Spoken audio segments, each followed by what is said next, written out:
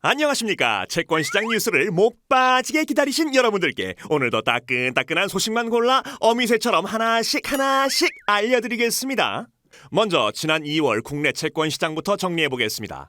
모두 예상하셨다시피 월초 코로나19의 영향으로 글로벌 채권은 금리 하락으로 인한 강세를 보였습니다. 하지만 국내 채권시장은 원화 약세 흐름과 주식시장의 강세 영향으로 장기물 위주로 금리가 소폭 상승했는데요.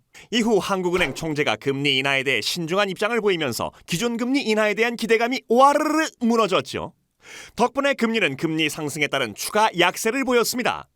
하지만 월 중반 이후 코로나19에 대한 여파가 이어지면서 기준금리 인하 기대감은 다시금 높아졌는데요. 더군다나 대구를 중심으로 감염 확산이 진행되고 대응 단계가 심각으로 격상되자 금리는 빠르게 하락했습니다.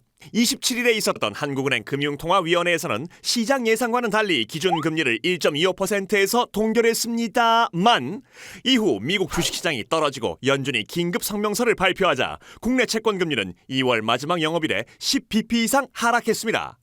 그렇다면 이 코로나19로 인한 추가 금리 하락이 있을까요? 지난달 전망때 국고 10년물이 단기적으로 9월 저점인 1.2에서 1.3%까지 하락할 가능성이 있다고 했는데 실제로 금리가 1.2%까지 내려왔죠. 그런데 그 수준을 넘어서 추가 하락할 가능성도 예상해 볼 수 있겠습니다.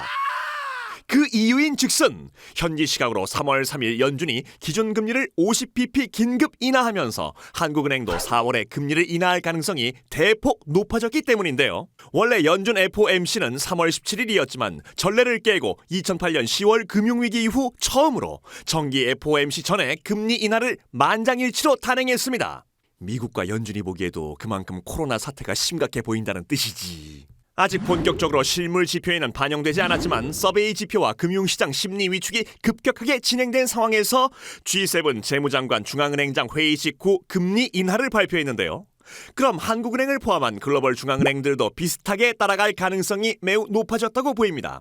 사실 2008년 금융위기 당시에는 금융위기가 실물 경제로 전이되는 과정이라 금리 인하 효과가 있었지만 코로나는 반대로 실물 경기 악화가 금융으로 전파되는 것이라서 금리 인하 효과가 크지 않을 것으로 보입니다.